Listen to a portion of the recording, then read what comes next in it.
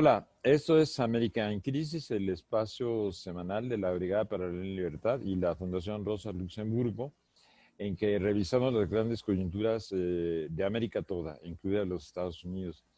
Y hoy estamos con Luciana Araujo, periodista, y Jorge Pereira, que es el encargado de la oficina de la Rosa Luxemburgo en Brasil, para hablar de las recientes elecciones municipales allí. Eh, Ahora, lo primero que necesitamos es tener un contexto, ¿no? ¿Qué es? Hay elecciones municipales, ¿en qué marco? ¿De dónde venimos? Bolsonaro está en el gobierno, pero nosotros no sabemos cuándo esta es la segunda vuelta, ¿no? Además estamos en la segunda vuelta. O sea, si nos puedes dar un contexto, Jorge, te pedía a ti que nos dieras un contexto primero. Bueno, no recordaré, no importa, hagamos un poco la verba, no le recordaré a nuestros espectadores y espectadoras que Brasil es el país más grande de América y que está situado ¿no? Pero casi, casi. Bien, entonces te doy, si haces una entrada, si nos explicas de entrada cómo llegamos a la segunda vuelta de las elecciones en Brasil y un poco antecedentes, ¿no? ¿Sí? ¿Te parece? Va. Olá, Jorge, muito obrigado pelo convite. É um prazer estar aqui com você. É um prazer estar aqui com a Luciana, jornalista da Marcha das Mulheres Negras. E vai ser muito interessante essa conversa para a gente explicar um pouquinho para os companheiros do México e do público da América Latina o que está acontecendo no Brasil nesse momento. Bom, a Luciana é a nossa convidada principal.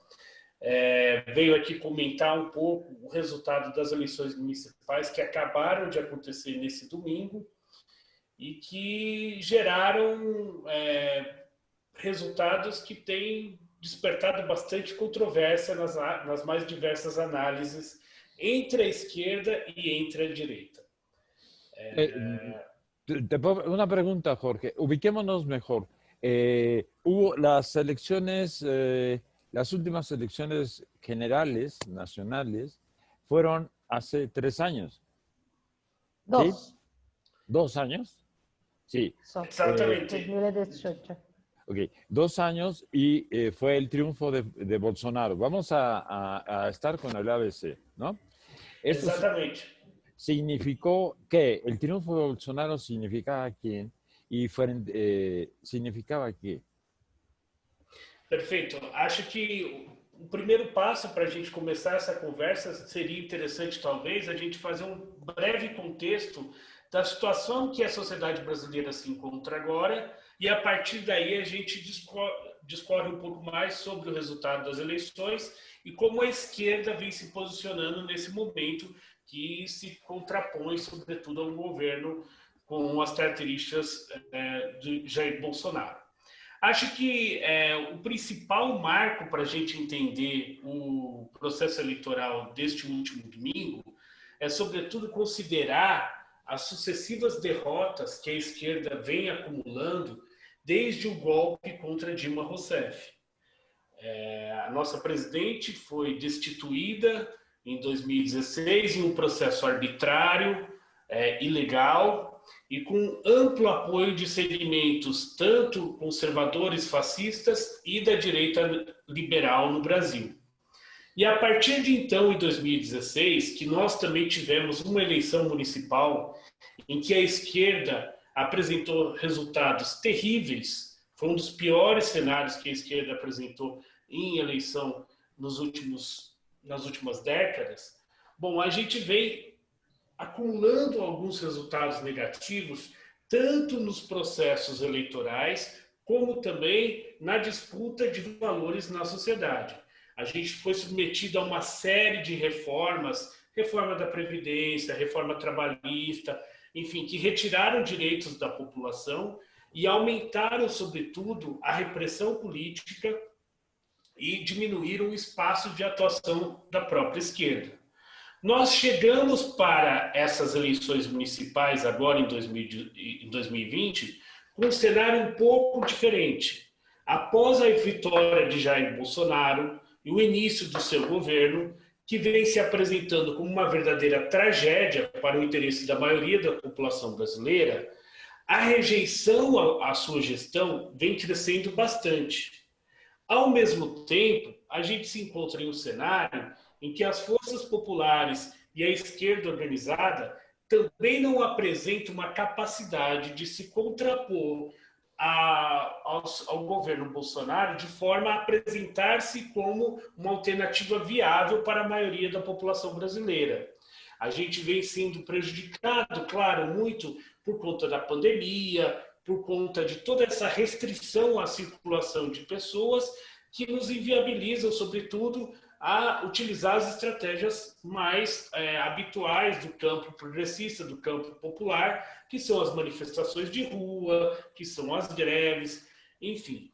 Debilitados, então, por um acúmulo de derrotas nos últimos 4 anos e também prejudicados pela situação da pandemia, a gente chegou nessa eleição de 2020 com o desafio de tentar se apresentar, pelo menos eleitoralmente, como uma força que pudesse fazer resistência ao governo Bolsonaro e esse projeto que mescla, de um lado, um governo autoritário e repressivo e, de outro lado, um governo que retira direitos, que corta conquistas sociais e que aprofunda as desigualdades no Brasil. Nesse contexto, eu queria ouvir um pouco mais da Luciana, o que ela avalia como seriam os principais resultados que saíram dessas eleições municipais que a gente teve no último domingo, considerando aí o primeiro e o segundo turno já, um balanço mais geral. O que você destacaria como aquilo que te mais chamou a atenção nesse processo? Penso que, em primeiro lugar, Jorge, eu faria até um breve resgate um pouco anterior ao que você coloca em relação às eleições de 2016 e retornaria um pouco ao que me traz aqui, né? Como representante da Marcha de Mulheres Negras de São Paulo, nós somos uma articulação de mulheres negras de diversas regiões aqui da cidade, algumas regiões do estado de São Paulo, que começamos a atuar politicamente juntas na construção do que foi a primeira marcha de mulheres negras no Brasil em 2015. Nós completamos agora, no dia 18 de novembro, 5 anos da primeira manifestação exclusiva e protagonicamente de mulheres negras num país em que a maioria da população é negra, a maioria das mulheres é negra. Nós somos, segundo os dados do último censo, cerca de 25% da população. Então, como grupo étnico, racial, é um grupo majoritário dentro da população de mulheres no Brasil.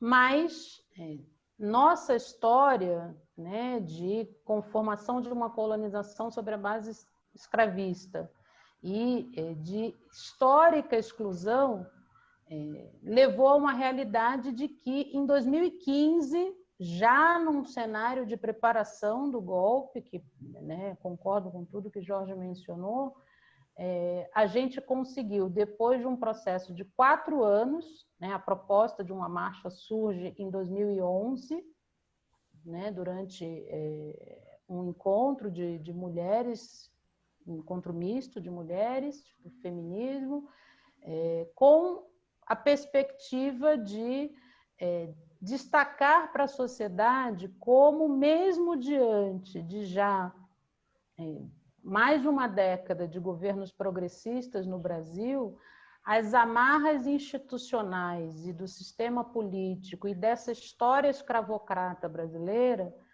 nos colocavam, e ainda nos colocam, numa situação de base da pirâmide social, de maioria muito sobre-representada em todos os índices de violação de direitos e violências, e de negação, né, de direitos básicos de cidadania. Bom, o Brasil é um país, e muita gente às vezes esquece esse detalhe, talvez seja um referencial importante para quem não vive aqui, que só garantiu o direito de voto à maioria da sua população em 1985, quando foi extinta a legislação que proibia o voto às pessoas analfabetas, cuja amplíssima maioria, acima de 80%, era composta por negros e negras que, desde o processo da chamada abolição da escravidão, foram abandonados pelo Estado brasileiro. Então, a gente chega num cenário de 2015 em que a gente tinha, por exemplo, entre 2005 e 2015, dados oficiais, um crescimento de 54% das mortes de mulheres negras, quando o país tinha, no mesmo período, né, de 10 anos, felizmente, uma redução de quase 10% das mortes violentas de mulheres brancas. A gente tem índices de guerra, de assassinato de jovens no Brasil, na casa dos 50 mil, 60 mil por ano, em que 7 em cada 10 são jovens negros, a maioria vítimas da polícia, do Estado, um Estado muito violento.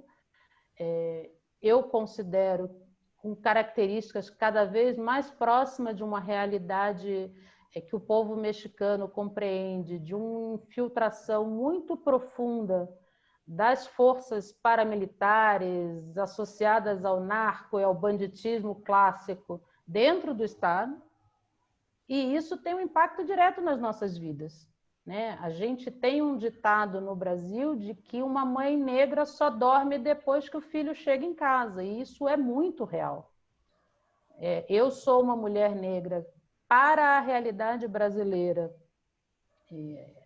me considero até privilegiada, porque eu tenho formação de nível superior, a maior parte da minha vida estive empregada formalmente, mas a nossa realidade enquanto grupo social no Brasil é muito diferente disso, embora eu seja da minha família, das primeiras gerações, da primeira geração a chegar também à universidade, né? Mas consegui, ainda que com empregos com baixos salários, né, em alguma medida precarizados, mas consegui, na maior parte da minha vida, ter emprego e chegar à formação universitária.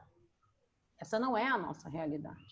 Então, em 2015, a gente constrói esse processo que, ao mesmo tempo em que acontece num cenário de preparação do golpe, que inclusive nos levou ao chegar em Brasília e nos depararmos com um acampamento que existia, então, de setores pró-golpismo que estavam acampados em frente ao Congresso Nacional, ao Parlamento Brasileiro, passar por uma situação em que houve, inclusive, disparos de arma letal contra mulheres idosas, com crianças, marchantes, que estavam num ato, isso em 2015, ainda no pré-golpe. Né? O Brasil, que é tido lá fora como uma sociedade pacífica, como uma sociedade que, em tese, teria se configurado a partir da miscigenação de uma maneira muito distinta do que seria o racismo no restante do mundo, na verdade, é uma sociedade que, bom, foi construída sob a base da violência, da escravização e do estupro. A nossa miscigenação foi um projeto de Estado, né, de embranquecimento populacional, inclusive, a partir do estupro de mulheres negras e indígenas, e que segue essa tradição. Então, quando a gente chega a Brasília, vamos dizer assim, a gente é parte de um processo que eu considero que expressa um pouco as forças sociais que têm se levantado em vários países do mundo, de sermos o setor mais atingido dentre a população trabalhadora pelos efeitos da crise, em particular aberta após 2008. Né? Processos como os que houve na Turquia, Primavera Árabe, o Black Lives Matter e vários outros têm um grande significado em comum. Né? O protagonismo de mulheres e populações negras, ou não brancas, ou imigrantes, que tem a ver com essa realidade social e política e econômica que a gente vive.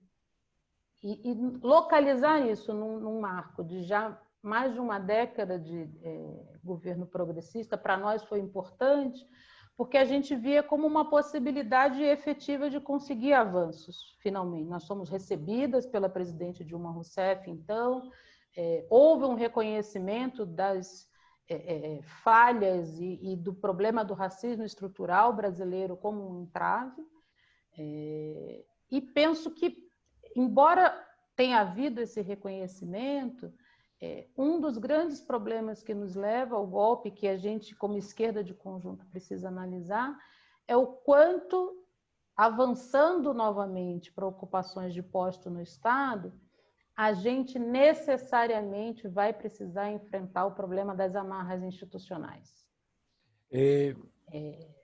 Sí, Luciana, ha sido muy significativo en el último éxito en Bolivia para que nos ubiquemos y nos referenciemos con el resto de América Latina.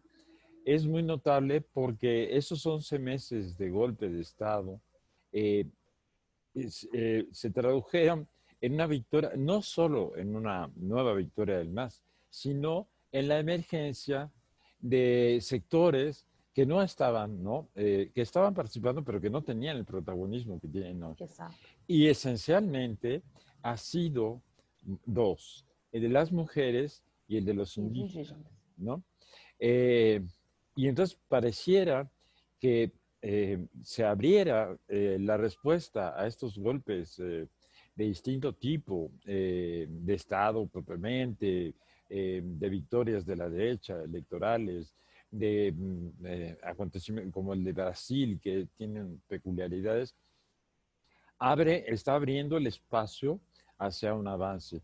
Y ahora tú citas, aquí una pregunta obligada es, ¿qué diferencia hay entre una población colonizada indígena y una negra, ¿no? O sea, y aquí y algo más, ¿no? Como el espacio también no solo considera América Latina, sino América toda, incluida los Estados Unidos. Sí. ¿Cómo nos puedes, qué tanto se puede comparar el proceso de la población negra en Brasil con la de los Estados Unidos? O sea, son varias preguntas allí, ¿no? Penso que, primeiro, as similaridades, né? O processo de escravização gerou em nós movimentos sociais negros no Brasil e, ao menos, no Cone Sul e no conjunto da América Latina, arriscaria uma compreensão da necessidade do que a gente chama de aliança de parentesco com os povos tradicionais e indígenas. Porque no processo de escravização, né, moderno, a brutalidade e a violência que foi exercida sobre os nossos povos nos levou a uma necessidade de alianças para a resistência à escravização muito profunda, e a troca de saberes, culturas e formas de resistência que permanecem até hoje, ainda que tenham tido ao longo do tempo modificações. Quando Bolsonaro vence as eleições, por exemplo, era muito comum a gente ouvir, tanto nas populações negras, que, bom, havia uma preocupação de que a democracia no Brasil ia acabar, mas a gente, nos movimentos negros brasileiros, tem uma frase muito emblemática. No Brasil, a democracia nunca chegou na periferia e para a população negra. Ainda que a gente compreenda o patamar diferenciadíssimo de qualidade negativa do que foi a eleição do Bolsonaro. Mas a democracia no Brasil sempre foi algo muito restrito, do ponto de vista do seu alcance populacional, e direitos no Brasil também sempre foram algo muito restritos, quase que privilégios. Não sei se me explico, mas, por exemplo, no processo que o Jorge mencionou da reforma da Previdência, a gente tinha uma unidade amplíssima da esquerda e dos setores progressistas de que aquele projeto era uma derrota histórica, que retrocedia em 30 anos a legislação de direitos sociais e de seguridade no Brasil. Não havia grandes diferenças em relação a nenhum setor do progressismo em relação a isso, mas houve muita dificuldade de mobilizar a população. E por que há essa dificuldade? Por exemplo, 40% da nossa população economicamente ativa nunca teve previdência, nunca teve a perspectiva de se aposentar. Isso é parte de uma herança da cultura escravocrata. O trabalho informal no Brasil é muito profundo, muito amplo. Assim como havia para a população indígena, os movimentos sociais indígenas, quando o Bolsonaro se elege, uma frase muito comum que era: nós estamos mais preocupados com como a população branca vai enfrentar esse processo, porque nós estamos há 518 anos resistindo ao projeto de genocídio. Yeah. Então, são similaridades que eu acho que tem a ver com todo esse processo histórico. Embora haja uma série de diferenças, eu localizaria como a principal o fato de que as populações indígenas serem povos originários dessas terras colonizadas, todas, desde os Estados Unidos até a Patagônia, dá a eles, e isso na Bolívia é fortíssimo, maiores condições do que para as populações negras, por exemplo, da preservação e do resgate das suas matrizes históricas, da sua história cultural e suas tradições culturais, e uma identidade no sentido positivo, não aquele conceito identitário que aparta um grupo do restante da sociedade oprimida, mas uma noção de identidade enquanto povo, enquanto nação, efetivamente, que, por exemplo, a população negra no Brasil não tem por um projeto de Estado do Brasil. Quando, no processo do escravismo colonial, se traz negros da Nigéria, do Congo, do Senegal e de várias outras regiões da África, fundamentalmente sobre a base do que era a especialização desses povos do ponto de vista da agricultura, da metalurgia, da construção, das políticas de irrigação e de comércio, para sustentar os ciclos de desenvolvimento capitalista no continente. Você mistura povos que muitas vezes disputavam entre si, numa lógica distinta do que é a do Ocidente, mas povos que não eram os mesmos. Você quebra todo um fio genealógico, histórico, porque a primeira medida ao chegar no continente era mudar o nome, destruir documentação. Bom, a gente tem um dos referenciais de abolicionismo no Brasil, que é o Rui Barbosa, como responsável pela queima da maior parte dos documentos históricos da escravização para apagar a mancha da política escravista no Brasil. Então, há uma dificuldade maior, e por isso a luta dos movimentos negros brasileiros, por exemplo, para o reconhecimento da condição de negro, dentro de uma ampla gama de matizes de tons de pele, o debate do colorismo para nós, particularmente a partir da década de 70, foi um debate que a gente decidiu como movimento enfrentar, porque a gente compreendeu isso, o quanto o projeto do Estado brasileiro era apagar qualquer possibilidade da gente ter um processo de resistência como o boliviano. Uhum. Embora o Estado brasileiro tenha sido derrotado num projeto oficial de, em 2011, não ter mais população negra e chegar a ser uma nação, como projeto das suas elites dominantes, finalmente desenvolvido. Em outros países do continente, como na Argentina, praticamente se consolidou o genocídio físico da população negra. Aqui é um genocídio historicamente em curso, mas que não se conseguiu consolidar. Mas isso é parte de um processo, esse resgate de consciência histórica e política, que ele ganha mais força, por exemplo, a partir da década de 70, com a organização dos movimentos sociais negros contemporâneos. Ou seja, em tempo histórico, isso é muito pouco para uma população do nosso tamanho. Ahora, si volvemos, Jorge, si nos das un panorama general de las elecciones municipales en sus dos vueltas, ¿no? ¿Qué significa, qué significa, ¿no? ¿Cuáles fueron los resultados y su significado? Eu acho que esse preâmbulo, só para complementar, Jorge, acho que essa contextualização que a Luciana faz é fundamental justamente para a gente entender a natureza das diversidades de interpretação do processo eleitoral que aconteceu aqui no Brasil, agora nas eleições municipais. Porque se você olha, cada análise vai diferir muito a partir do lugar que você está olhando.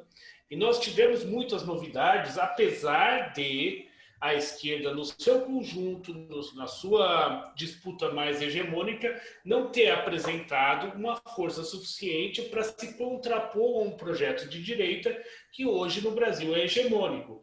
Apesar dessa situação, dentro da esquerda, nós estamos passando por mudanças e transformações que eu acho muito importante que ganhamos visibilidade para isso, que demos visibilidade para isso, e que a gente acentue o que é novo, o que é velho e para onde que a renovação da esquerda está caminhando.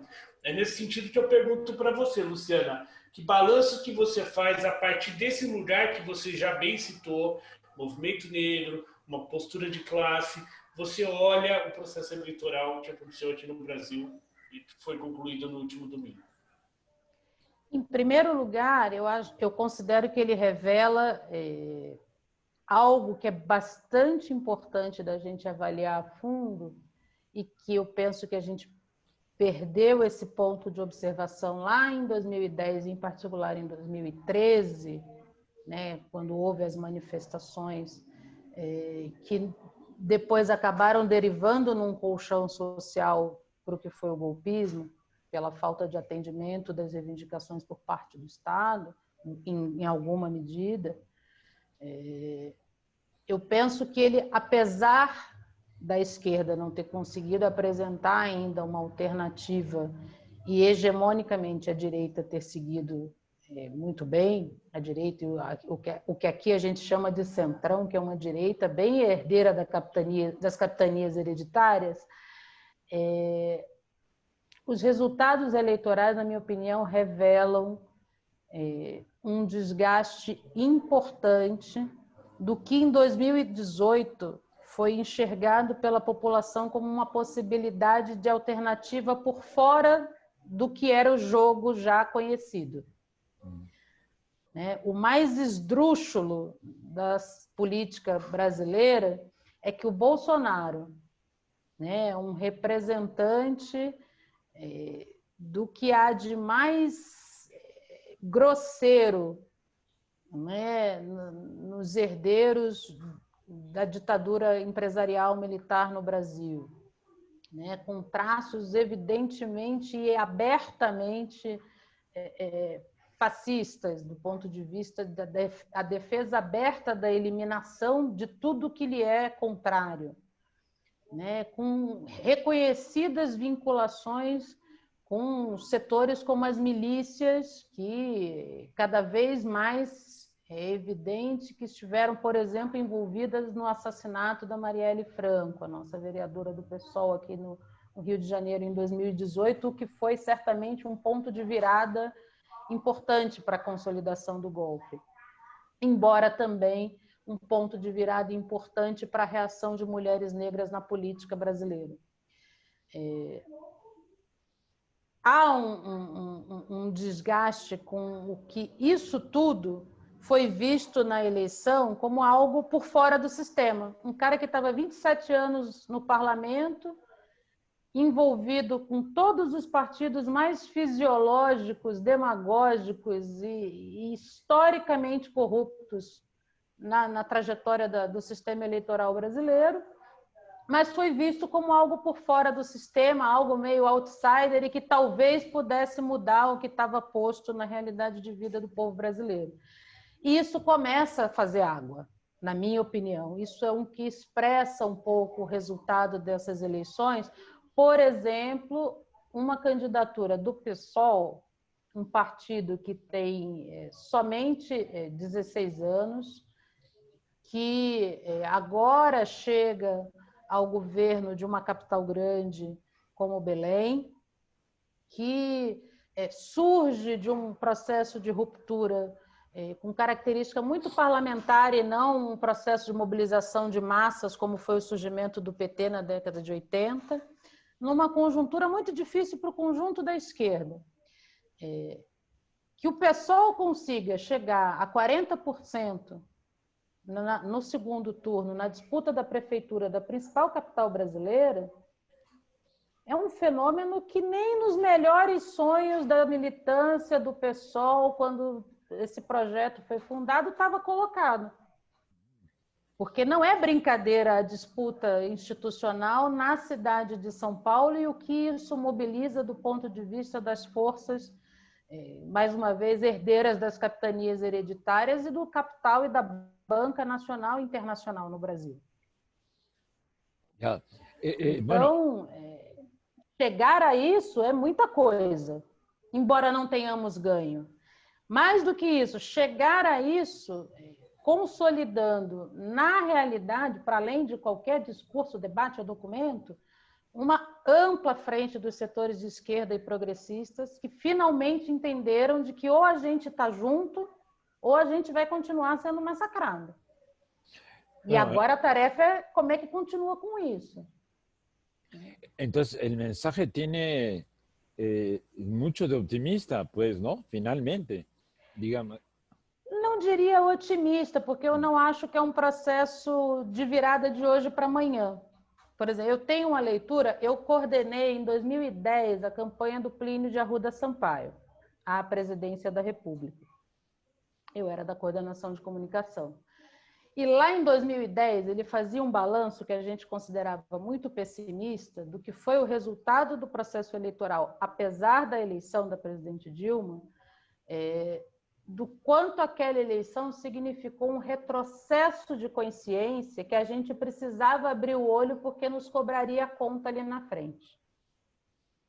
Né? Em temas muito caros à esquerda e que fomos emparedados, como, por exemplo, a questão dos direitos sexuais e reprodutivos, que tinha muito a ver com a história da própria Dilma e sua equipe. A relação em relação aos direitos da população negra, que era parte de um debate, né, boa parte do movimento social negro estava historicamente vinculado ao PT, mas na aprovação do Estatuto da Igualdade Racial, por exemplo, foi absolutamente rebaixado o que era o projeto original na negociação dentro do Congresso Nacional. Então, o Plínio fazia uma leitura de que a gente precisava observar os sinais que pareciam pouco evidentes. E muita gente deu muito pouca bola para isso.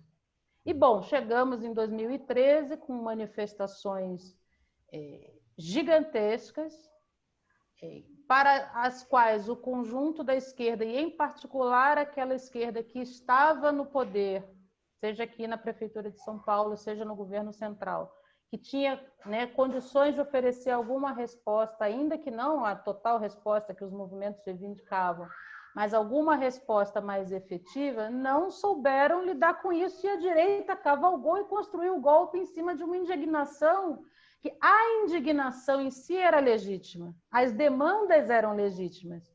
O problema é que não existe espaço vazio na política. Se a esquerda não ocupou, a direita ocupou e cavalgou o golpe em cima disso.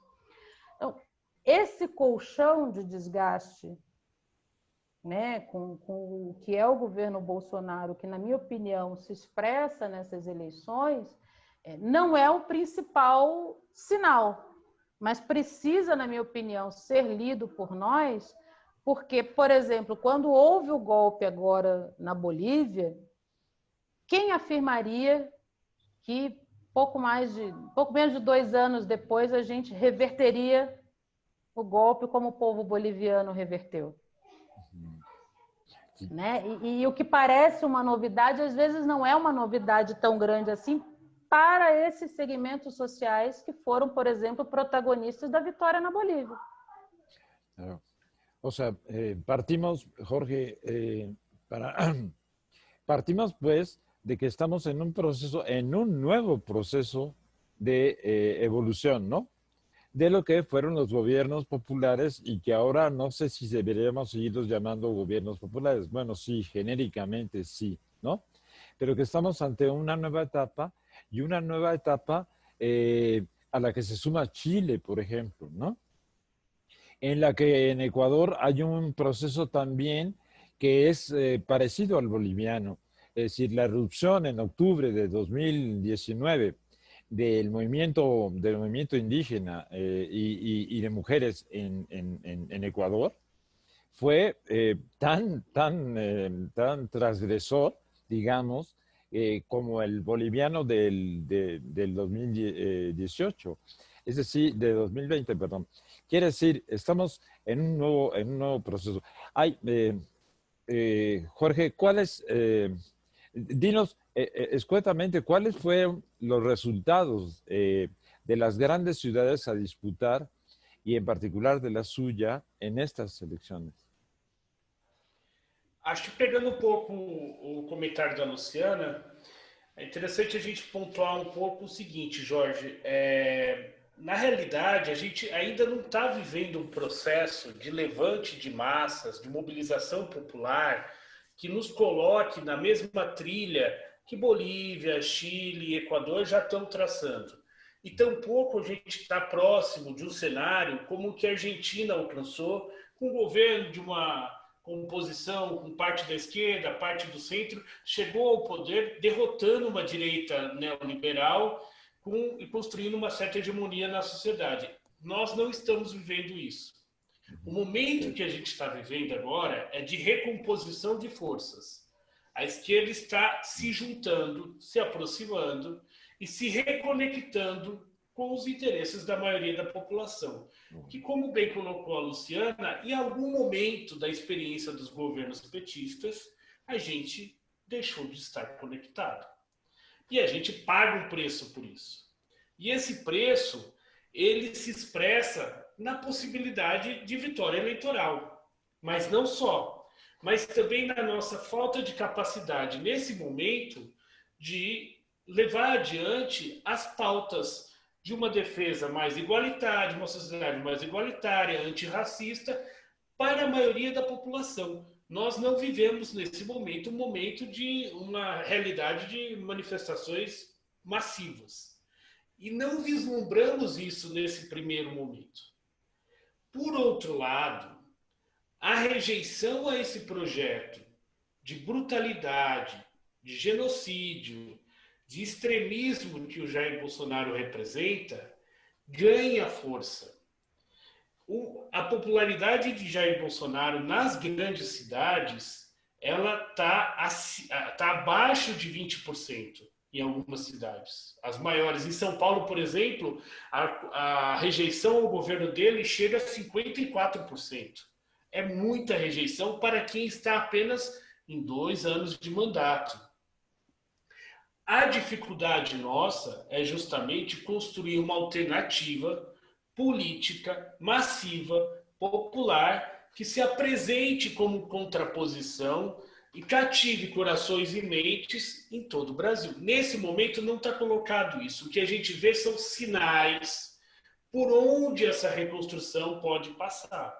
E aí a gente tem várias novidades nesse processo eleitoral que surgiu no Brasil. Eu vou destacar algumas, depois eu deixo a Luciana complementar, se ela quiser também complementar essas, discordar, acrescentar. Bom, eu acho que a gente teve candidaturas em algumas cidades bastante significativas no Brasil, como São Paulo, Porto Alegre, Belém, que ela colocou, e Recife, que tiveram e conquistaram uma conexão com o público mais jovem, com as camadas mais populares, que a gente não tinha conseguido alcançar isso em 2016, ano das últimas eleições municipais. Isso representa um ganho qualitativo para a esquerda. Nós nos colocamos em disputa nas maiores cidades do Brasil, de uma maneira que a gente não havia se colocado depois do golpe de Dilma Rousseff. Mas nós não ganhamos essas cidades.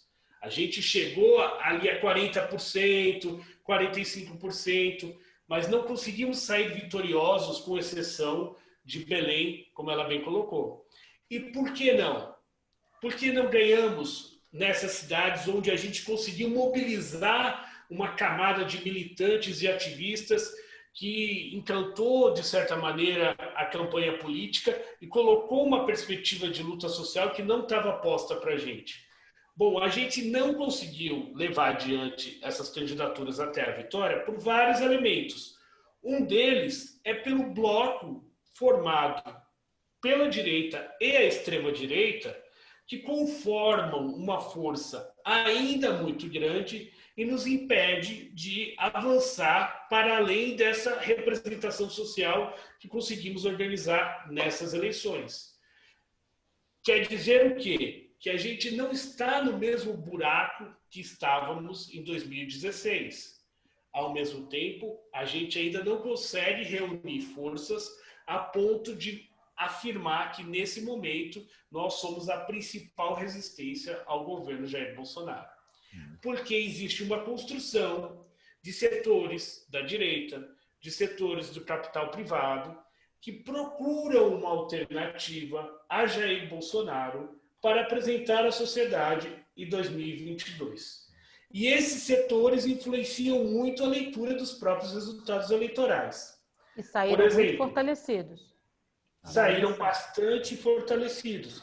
Os setores que fazem parte desse grupo político que apoia o governo Jair Bolsonaro no Congresso nas suas pautas econômicas são os principais vencedores das eleições. São aqueles que vão governar as maiores cidades, são aqueles que vão eleger o maior número de vereadores e que acumularam mais poder político. Ao mesmo tempo, eles têm muitas divisões entre si. E a fração deles, mais conectada ao capital internacional, mais conectada às agendas neoliberais, justamente não foi a que está completamente fortalecida. E sim os setores mais vinculados ao poder local, às oligarquias, às capitanias hereditárias, como a Luciana colocou. Outra novidade que eu acho que é bem interessante ressaltar são as candidaturas coletivas que ganharam mais espaço e visibilidade nesse processo eleitoral. É uma novidade que dialoga muito com as lutas das mulheres negras, dos LGBTs, e com toda essa diversidade que antes não se expressava dentro dos partidos de esquerda. Mas aí eu passo a bola para a Luciana, que pode falar um pouquinho mais sobre isso para a gente. Certamente, né? O fenômeno das candidaturas coletivas em múltiplas formas vem crescendo muito. Eu acho que a gente precisa sempre estar atento. É uma coisa, inclusive, que a Erika Hilton, que é uma mulher negra travesti, uma transexual, aqui de São Paulo, que foi a mais votada do PSOL e a quinta mais votada entre as mulheres na cidade.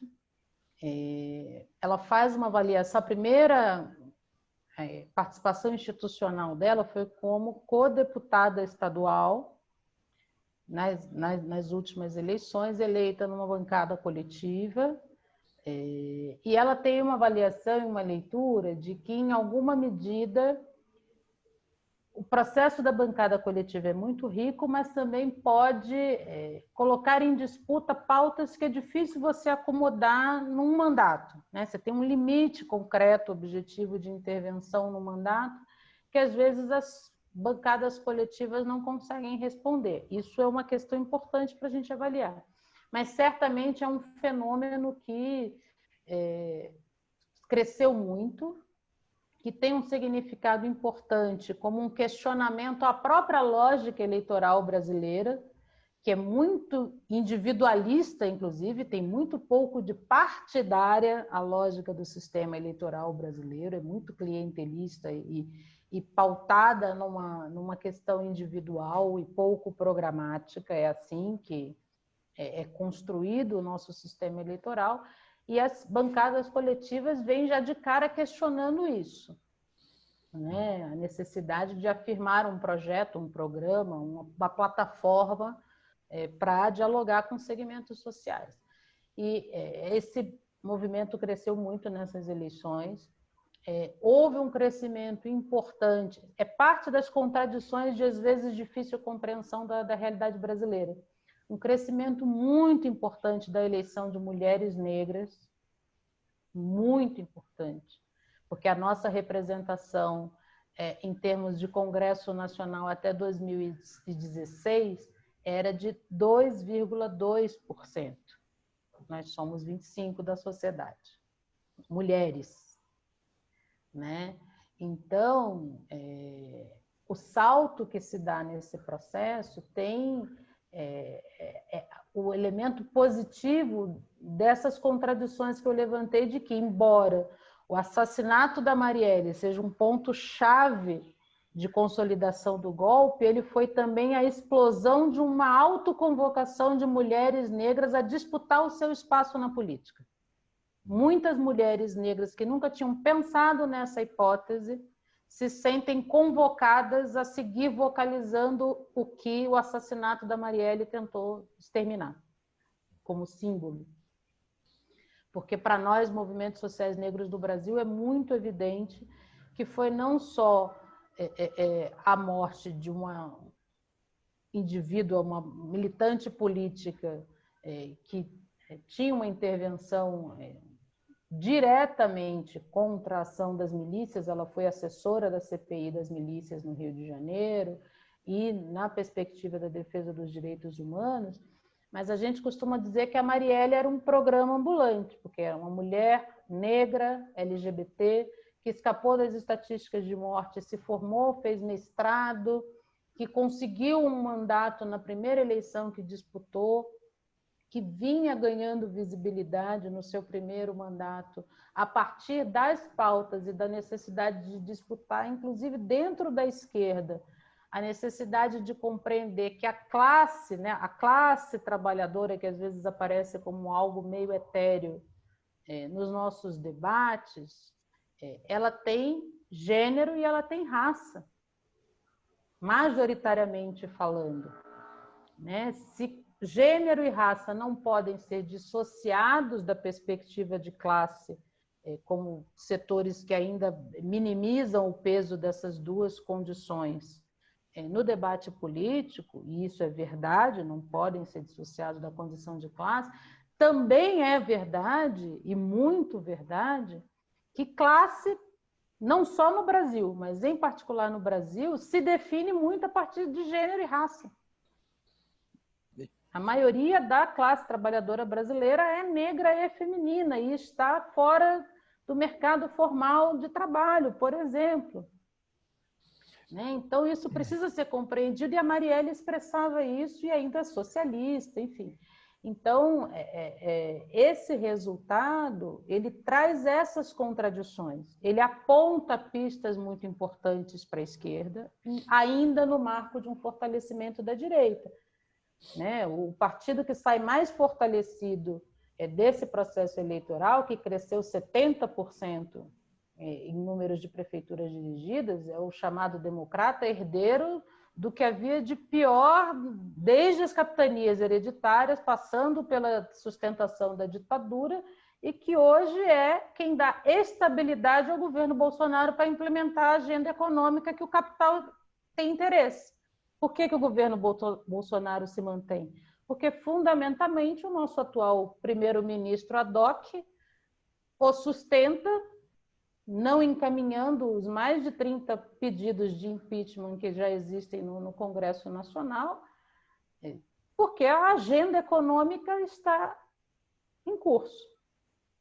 Então, é um governo que de vez em quando sai do controle nas suas declarações, eles vão lá e dão uma pancadinha como parte da disputa entre eles, mas que está servindo ao que foi o grande mote da derrubada do PT.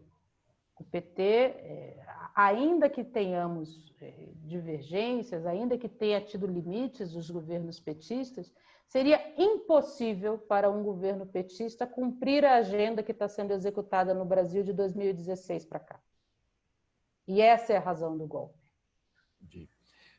Algo que me queda claro a mí y le queda claro a quien escucha nuestra serie es que Brasil está invisibilizado de alguna manera para el resto de quienes seguimos los procesos. No invisibilizado, quiero decir, no invisibilizado, no hay manera de invisibilizar a Brasil, pero no entendido, o sea, no entendemos el proceso. Y de pronto se ocurren preguntas como, ¿el imperialismo histórico brasileño juega en esto? Es decir, hay una serie, un montón de cosas que nos obligan a que esta serie en adelante tenga un seguimiento más puntual, ¿no?, a Brasil, o sea, que lo incorporemos mucho más, ¿no?, en la medida de sus dimensiones. Y entonces le diré a Luciana algo que no sabe, pero que ahora sí sabe, vas a ver. No, bueno, el día 12 vamos a hacer una mesa general, ¿no?, con 4 compañeras de América Latina, 3 y una de Estados Unidos, para que nos den una visión general, ¿no? Entonces, bueno, estás incluida, lo siento, el día 12, ya te mandaremos allá a la hora, quedarás incluida. Y el año que viene nos vamos a comprometer a hacer una o más programas sobre Brasil, ¿no?, para que nos cuenten esta realidad que se nos va. Desde luego, en América Latina se nos van a ir muchos, ¿no? También hablar de México sería algo peculiar, ¿no? Bueno, entonces, me parece que como entrada estuvo muy bien, nos has hecho, por lo menos a mí me has descubierto un montón de cosas, ¿no? Con esta, entre los dos, me dejan claro qué es lo que está sucediendo. Bueno, me dejan más o menos claro, ¿no?, para alguien que está afuera. Y entonces me parece que esta fue una buena entrada, ¿no? No sé si te parezca eso, Jorge. Aunque ahora te voy a dar la voz para que tú cierres, ¿no? Pero bueno, para poder terminar y tener un programa manejable, digamos, para la transmisión, y entonces comprometer a Luciana en particular para el día 12, ¿no? Y a comprometer a Jorge y a Luciana y a quienes ellos quieran sumar a que el año que viene hagamos otros programas sobre Brasil. ¿Les parece? Entonces, haz un cierre, Jorge, para que podamos despedir el programa, ¿no? Sí, claro, pero Jorge, creo que es mejor tú hacer el cierre, ¿no? Okay. Porque yo soy invitado, ¿no? No, quiero decir... Ahora, sobre su sugerencia, me gustaría decir algo. Eso. Sí, nosotros tenemos algunas fechas que van a ser muy importantes en el próximo año.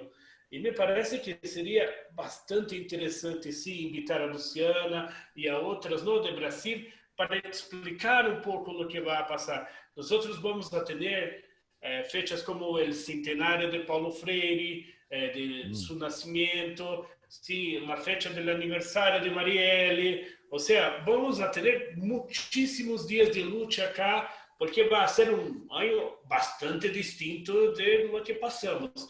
No tengo duda de que la izquierda en su conformación más ampla, y esos sectores que nosotros decimos que es izquierda, ¿no?, que tiene que ver con los movimientos populares, con los partidos más combativos, con el sector más combativo del propio PT, van a llevar 2021 con más luchas en las calles, ¿eh? No tengo duda, porque no hay solución. Nosotros tuvimos una dimensión de que sin ir a las calles, nosotros no vamos a recuperar la hegemonía. Okay. Solo pelos los procesos electorales acá es imposible.